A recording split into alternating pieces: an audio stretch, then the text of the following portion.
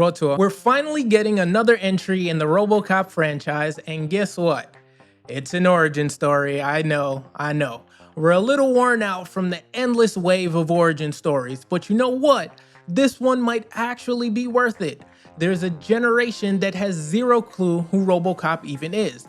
And let's be real, there's probably another generation that forgot we even had a remake back in 2014. I mean, be honest, you forgot, right? When Amazon cashed out a cool $8.45 billion to absorb MGM back in 2022, they didn't just snag James Bond and Rocky.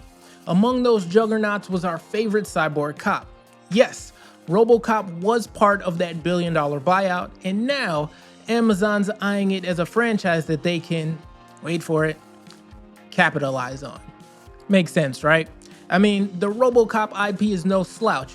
We got 2 animated series, a 1994 TV show, the Prime Directive miniseries in 2001, that 2014 theatrical remake I mentioned, a bunch of video games, toys, and comics.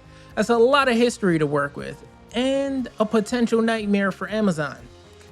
With all that ROBOCOP history, there's definitely some canon to work with. So if Amazon's banking on nostalgia, they'd better lean into the story we already know.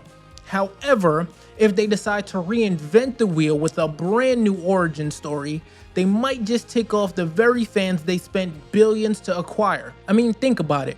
Why else buy ROBOCOP if not for the built-in fan base? If they wanted a clean slate, wouldn't they just create a new Android cop IP? But let's play devil's advocate for a second.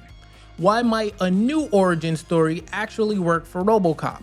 Well, for starters, the original film kinda glossed over Alex Murphy's transformation.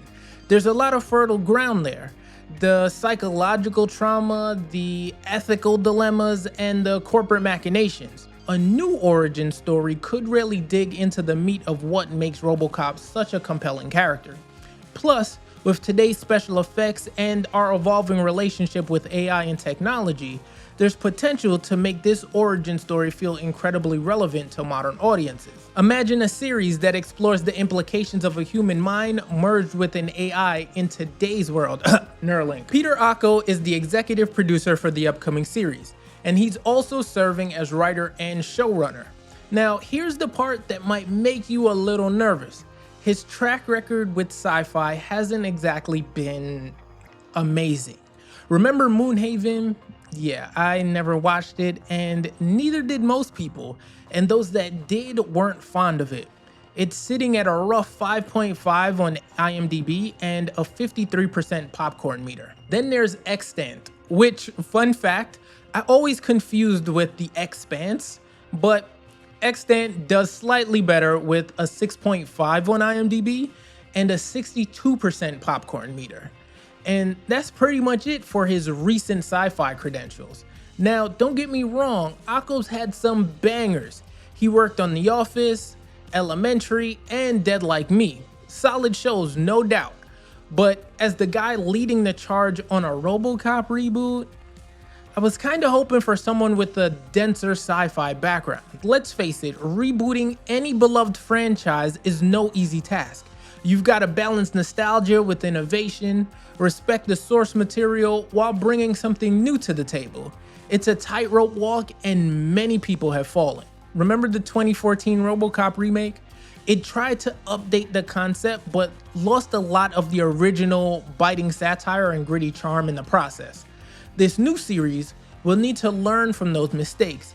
And to be fair, Akko's experience on The Office might be the saving grace in terms of satire and charm. Are you excited for a ROBOCOP origin story, or are you getting deja vu from too many reboots? Let me know in the comments below, and don't forget to like and subscribe for more sci-fi news and analysis.